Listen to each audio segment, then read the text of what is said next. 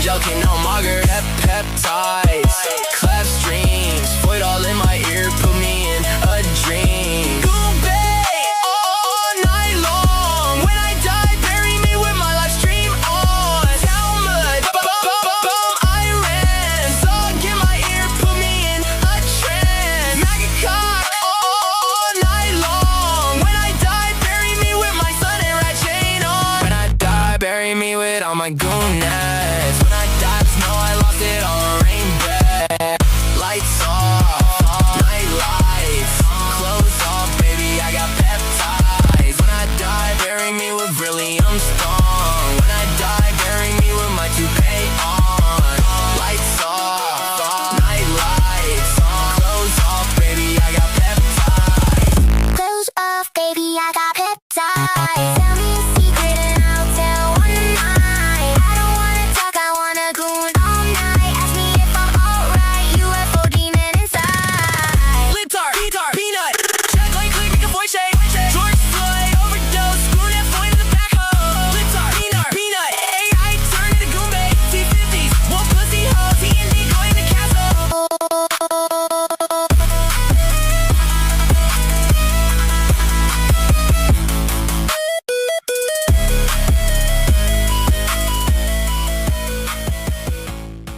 Ride cold, nigga. Wheel stencil, nigga. Pop a Nazi, nigga. Upside the head, nigga. That's a fascist, nigga. I'm a blasters, nigga. I'ma go out and kill all these classes, nigga. A Minnesota, nigga. I'm finna show these nigga. I ain't write a speech, cause I'ma win the voters, nigga. Stencil gang, nigga. Trump a lame, nigga. Pop that orange bitch in his fat brain, nigga. I'm a lawyer, nigga. A special goy, nigga. I met my fallen homies, that's George Floyd, nigga. I'm a wigger, nigga. White dicker, nigga. Slap my stencil cock down, I'm a siglet, nigga. That's just honest, nigga. The wigonomics, nigga. You can't talk to me unless you speak Ebonics, nigga. I love black niggas, them real whack niggas. Them niggas that just want a piece of them racks, nigga. I hate the ice, nigga. Think twice, nigga. I'ma melt them all down, pay the price, nigga. Blue sky, nigga. I'm too fly, nigga. Fuck the haters in my feet, I'm full live, nigga. Grok a fool, nigga. Roll two, nigga. That fucking robot, he raped me, I'ma soon, nigga. He had that hydraulic dick and it grew, nigga. I'ma get that nigga, Elon, he through, nigga. Get cash, nigga. Smoke hash, nigga. We must secure a future for big black ass, nigga. Willie Stancer, he gon' make you come fast, nigga. Willie Stancer, he be talking that trash, nigga.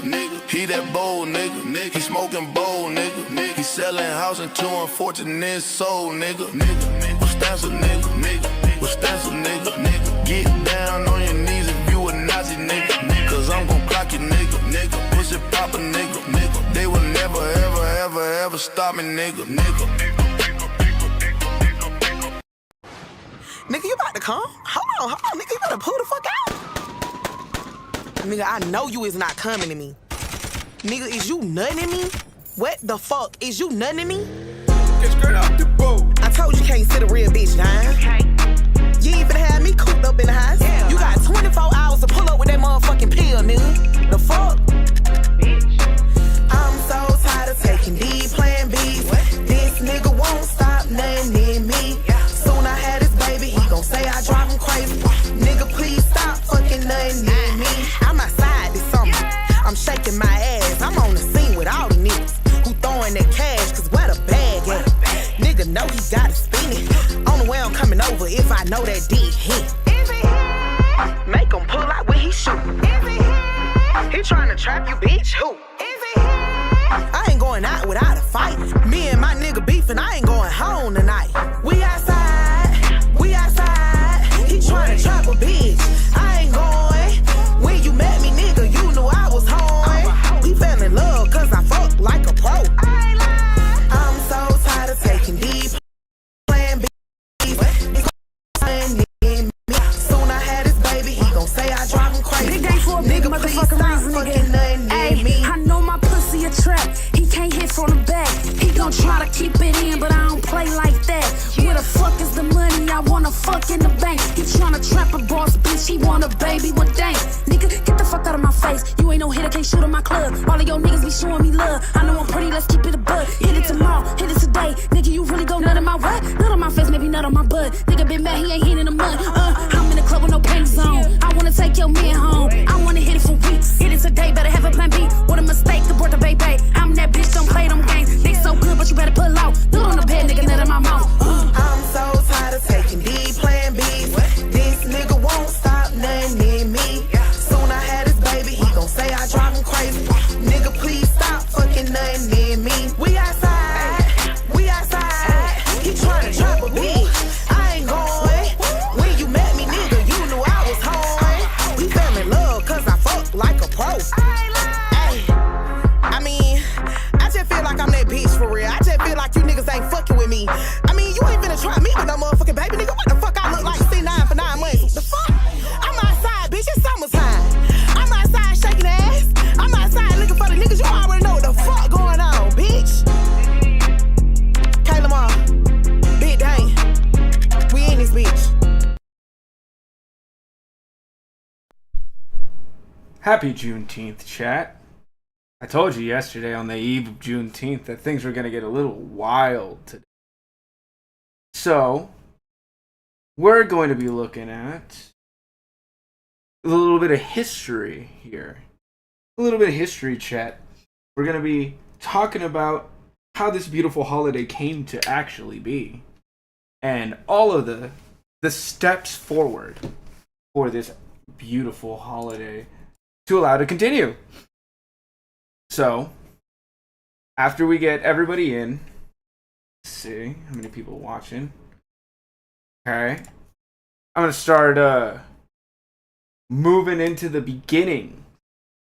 The beginnings, chat, of how this racial war and all of the tension between white Americans and black Americans actually started.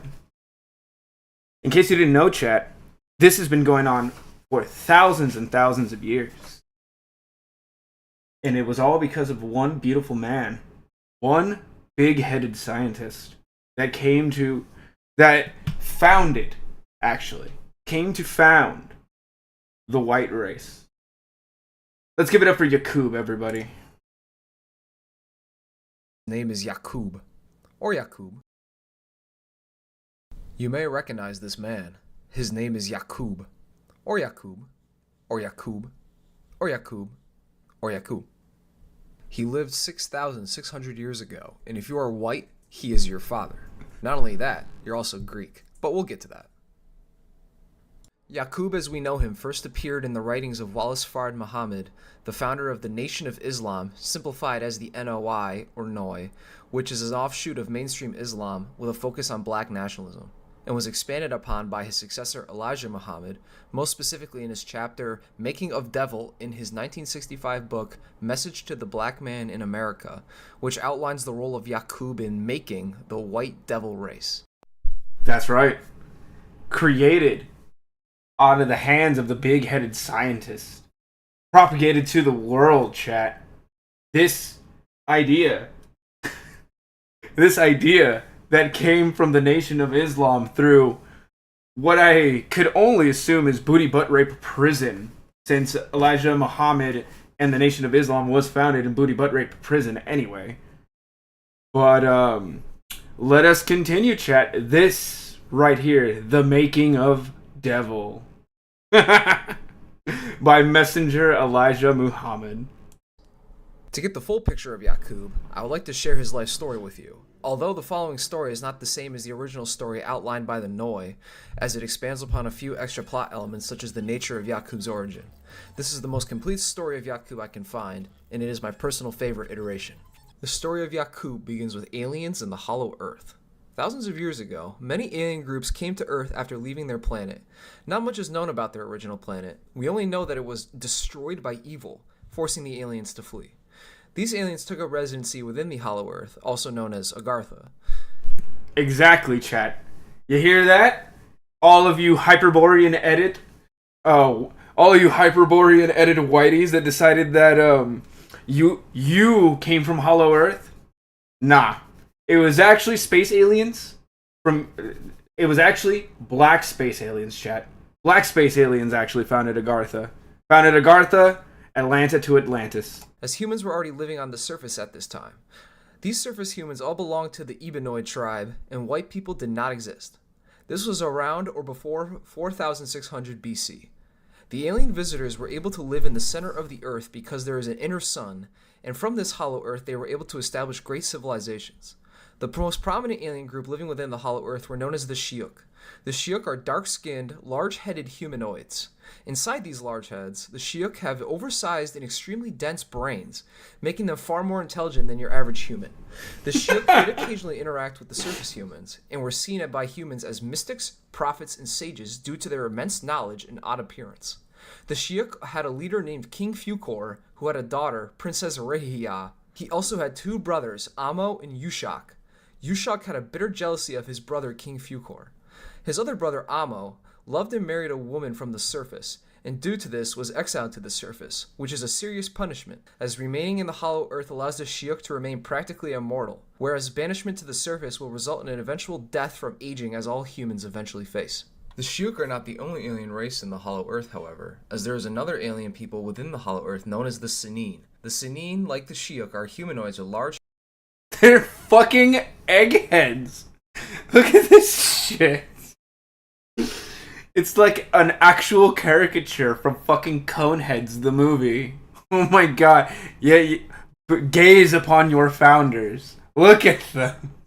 In all of their big-headed glory. Their shiny points. heads. However, their heads are coned. The Sinine are led by Lamsa, who has a daughter named Princess Lucina. He also has a son named Prince Atif. Oh, God. There's also a third race living within the hollow earth known as the Samin, who are grotesquely fat, human-elephant hybrid creatures that are created from grafting the evil from the Sinine. And due to this relationship, the Sinine people are responsible for quelling and policing the Samin. Sounds like the fucking tuning exams. One day, the Samin attacked and raided Shiuk villages, stealing resources and food. Upon hearing this, King Fukor sent a telepathic message to King Lamsa, telling him that the Sinine were lacking on their Samin wrangling duties and must drive them away from Shiuk lands. King Lamsa mobilized quickly and was able to drive out the Samin at Fukor's behest, although tensions between the tribes remained. In order to make peace, Lamsa and Fukor decided to create a marriage pact, marrying Sinine Princess Lucina to King Fukor, and Shiuk Princess Rehia to Lamsa's son Prince Atif, which succeeded in creating a temporary peace. However, all was not well in the Agarthan Hollow Earth, as Lucina was deeply unhappy with this marriage arrangement. She felt like an outcast among the Shiuk, and hated their laws and people, and had a hatred for King Fukor. You know who else has a hatred for Fukor? That's right, his brother Yushak. For some reason, Fukor seems widely hated. Lucina and Yushak met, and through their shared hatred of Fukor began an affair behind his back. They would meet at Amo's house on the surface to carry out this affair, with Amo seemingly cool with his brother using his house as a sex hotel. And it is at this house where he was born. The man. Even back in the day, they were still pimping in the fucking sand houses. The scientist. The demon. The demiurge. The father of all albinoids. Look at him, chat. Look at him in all of his beautiful glory. The big-headed scientist who founded this Western world. The Yakub. Yakub. Yakub was no ordinary child, even for a Shiuk or a Sinine, as his head was twice the size of a human's head. Yakub also had 2 brains, doubling his already massive Shiuk brain capacity. Yakub himself would not live within the hollow earth, as his parents' affair was a great violation of Shiuk and Sinine laws and customs, forcing the new family to remain on the surface. So Yakub spent his early years living in his uncle Amo's house near modern-day Mecca, Saudi Arabia. Fukor, however, soon found out about this affair, and sent his troops to the surface to find the family, and had Yushak arrested and put to death for his actions. Lucina was allowed to live due to her now having a child to care for, but was barred from ever returning to the hollow earth. Overwhelmed by these punishments, her new child, and the death of her lover, Lucina committed suicide, leaving Yakub as an orphan in the care of his uncle Amo. Yakub's life is already horrifically tragic, witnessing death and sorrow over things he has no control over, abandoned by his people and scorned by those on the surface. This is where the seeds of crackerdom are first sown. Yakub, traumatized by the death of his parents, develops a deep resentment of the Shiuk people, and eventually begins to hate all peoples with dark complexions like the Shiuk, seeing them all as responsible for his parents' deaths. Yakub begins school at the age of 4, and at school Yakub starts getting bullied for the immense size of his head and his huge ego, hurting his self-esteem and making him hate the Ebenoid peoples. He already doesn't have parents. They took his father from him.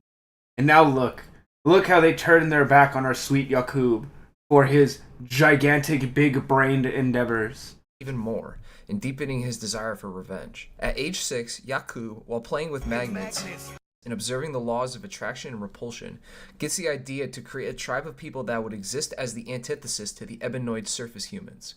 A tribe who would be cruel, deceptive, remorseless, and be lacking divinity, being a magnetic opposite of the ebonoid peoples who are divine, kind, and empathetic. Yakub, floored by this idea, told his uncle, "Uncle, when I get to be an old man, I am going to make a people who shall rule you." Yakub in this moment understood his life's terrible purpose, to make trouble, spread death and destruction, and be the enemy of all ebonoid people, a vile demiurge to all those who walk the earth, with an army of demons at his back. In order to accomplish this, Yakub understood that he must become a master of genetics, biology, and science.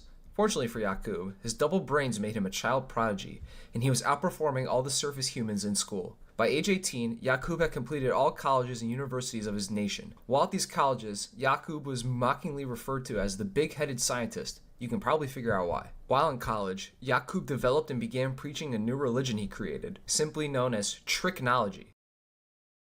There you fucking go, chat. Can I get a dash right in the chat for Tricknology? The actual science that matters. The actual science that should be taught in universities, chat. Tricknology, the ability to communicate with animals, chat, which I will show you later.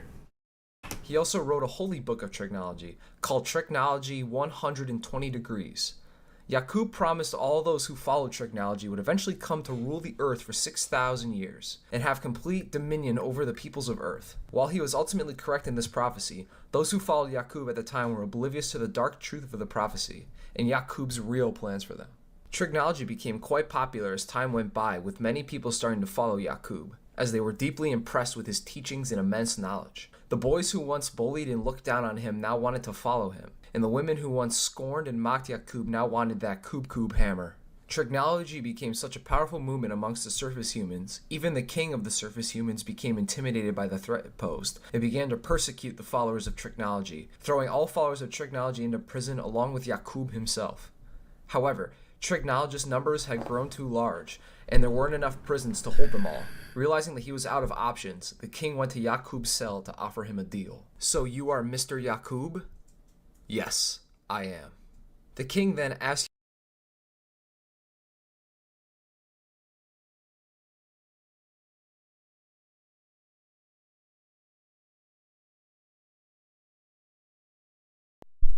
My apologies, chat. Now, chat, ask yourself here. How, in God's green earth, will our boy Yakub overcome oppression, face the music, and rise up to the occasion of becoming the true leader that the Albonoid people are going to need to defeat the Ebonoid people, chat? How will our Yakub survive this persecution of genius?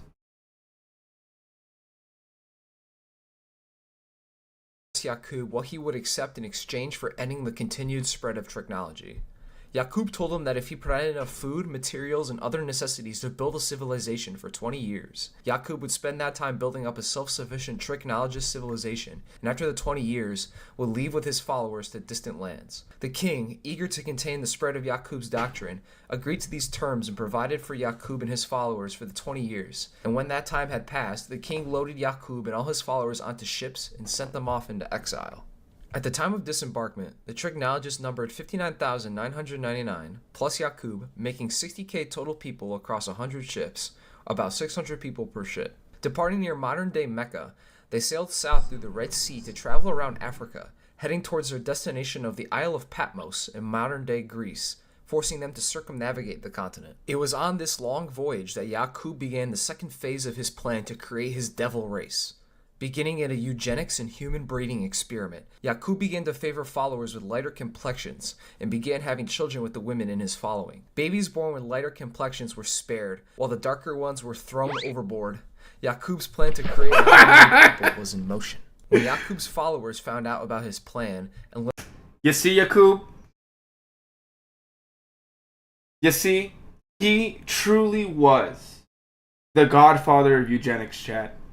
Our Yakub, the king of tricknology, the king of the albinoid people, was the first eugenicist. learned that he was killing babies in a demented breeding program, 95% of his followers lost their faith in Yakub, apparently no longer wishing to follow a giga-brained baby-killing scientist.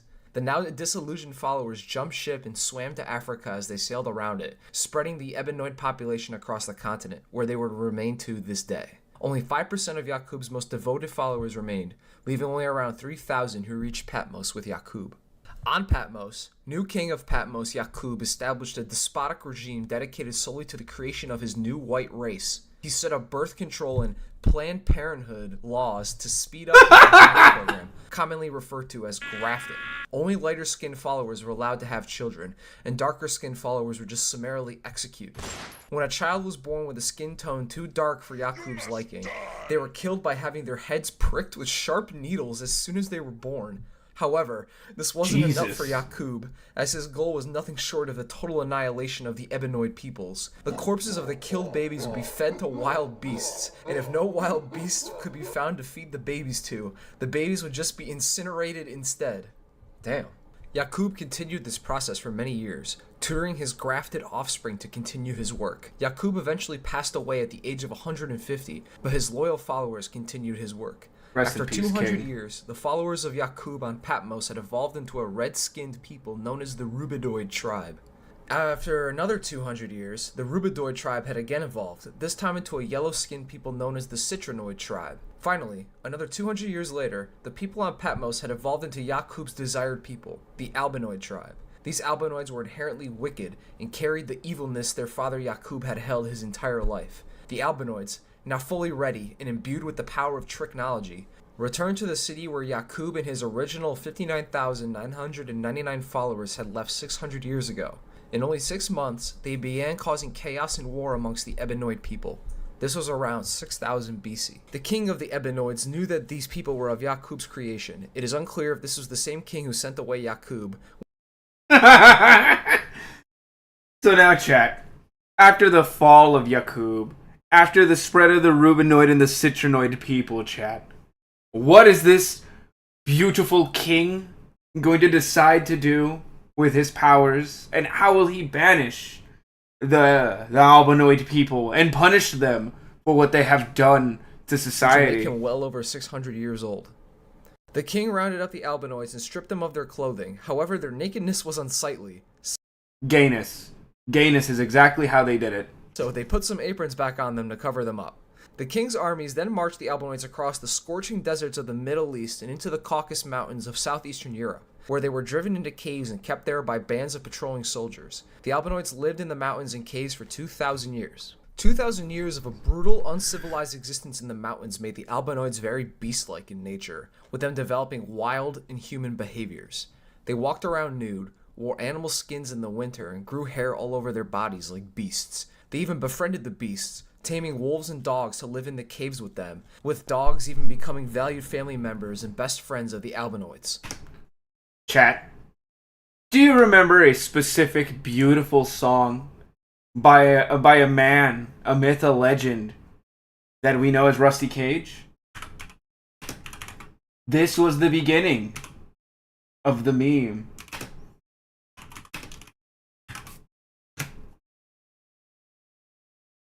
White girls fuck dogs.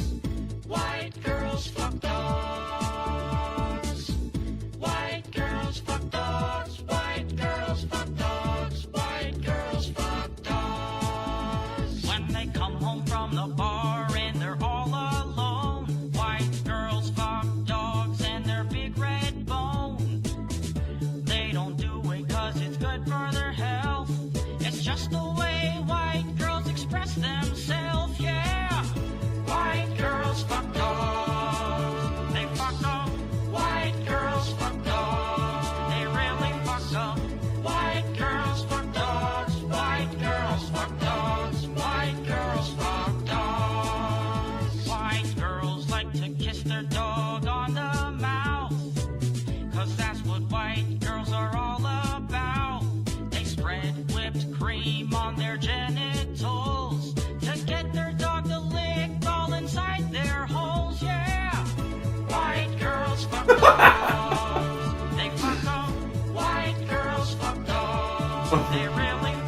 Yakub was really ahead of his time, wasn't he, chat?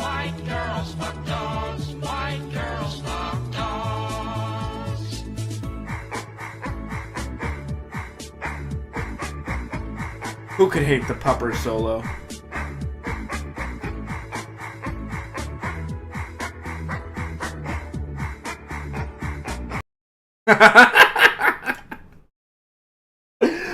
Oh, God. Yakub was really ahead of his time then. You know? Allowing... What would it be? No, it was the king allowing them to have animals while they're sent into exile. At some point, a group of albinoids attempted to graft themselves back into an ebenoid tribe. However, this process failed, and the albinoids who attempted this process became gorillas. As you can see, these albinoids were clearly out of control, and were more beast than man. A man named Moses, yes, the biblical Moses, was sent to civilize them. Moses led them out of the caves and attempted to clothe and civilize them. However, once they were out, Moses realized that the albinoids were too barbaric and beastly, and gave up on them, blowing up 300 of the most unruly albinoids with dynamite. However, it was too late, and the albinoids had already been unleashed. They killed Moses and began quickly rampaging across the known world, conquering the ebenoid peoples using technology, which used the albinoids' lack of empathy and emotion, along with their natural affinity for lies and deception to bring the world to heel before them, building up their empires of violence, colonizing and subjugating the ebenoids of the world for their own nefarious gains, and inventing machines and tools to cause further death and destruction, thus fulfilling Yakub's original promise of 6,000 years of global domination to those who followed him, leading us up to where we are in the modern day. This is just one version of the story of Yakub, however, as Yakub himself has been interpreted in many different ways. One claim is that Yakub is in fact one and the same with the biblical Jacob, as Yakub is the Arabic variant of the name Jacob, and Jacob and Yakub were both leaders of new people, with Jacob being an original patriarch of the early Israeli tribes, and Yakub being the father of the created albinoid tribe. Malcolm X even went farther with this interpretation, reinterpreting the famous story of Jacob wrestling with an angel to Yakub wrestling with the king of the ebenoid tribe to secure resources to begin his baby-slaying eugenics. Muslim leader Abu Yusuf Yakub al-Mansur defeated the Franks at the Battle of Alarcos in 1195, There he is! starting the Nation of Islam. That teaches that some pre-Columbian civilizations were founded by a West African Moor named Yakub. In the United States were actually black. And that they were named the Olmecs and everything. This is where that United States and create themselves as this Olmec civilization that he even brought it up. It could be possible that this story was adapted to the current story of Yakub by Fard and later expanded upon by Elijah Muhammad. The story of Yakub isn't without its issues, however, even within the Nation of Islam. Malcolm X, as mentioned before, was for a time a proponent and believer in the story of Yakub. However, following his pilgrimage to the Middle East, he rejected the story of Yakub and denounced the teachings of Elijah Muhammad as extremely limited in a form of racist zealotry, which stood against his now traditional and more compassionate Islamic beliefs. Elijah Muhammad's successor, Warith Din Muhammad, rejected the story almost immediately, trying to pivot the Nation of Islam away from the Yakubian story to a mainstream Sunni Islam religion. However, later on, Louis Farrakhan I'm going to bring up all of the celebrities that have mentioned Louis.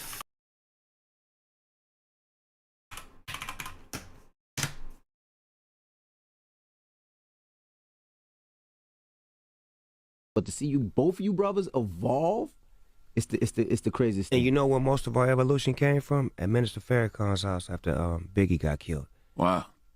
I called Mr. Farrakhan and I wanted to get with all of the rappers, and he helped me put together a day at his house. And Fat Joe drove on a bus, and he had some words for Ice Cube about, you know, the West Side Connect, as far as like how the East Coast loved Ice Cube and protected him and had his back when NWA went bad on him, and how could he do this? But it was just a minor conversation that was needed, and it made me respect Fat Joe, because I seen he was a real man and he really loved Ice Cube, and for him to say that, that took a lot of love to say that I'm hurt behind you doing that, and we love you, and spoke for New York. And me and him got real cool and close after that, to where I watched him grow, he watching me grow, and just to be on his podcast, to be able to see us both hold that conversation and be grown men, it's evolution. But to see you, both of you, bro. Now, see, chat, it isn't the only time Snoop has brought up Louis Farrakhan. Or Louis Farrakhan, my apologies. Now, y'all know I'm here representing the hip-hop community as well as the black community. And one thing in the hip-hop community, we very, because the minister has always been there for the hip-hop community. I want to tell y'all about a story, not to take too much time, but it was about 10 years ago when the rapper Notorious Biggie really gave Minister Farrakhan credit for that. Nobody really, but he didn't want the credit, but I'm just saying nobody really gave him the credit. Thank y'all. Now, chat, the list of celebrities that just but he's important to me, and the reason he's important to me is because I think that if you go back to the Joe Biden, Bill Clinton, one of those men that represents something special for black men that we can hold on to that a little bit.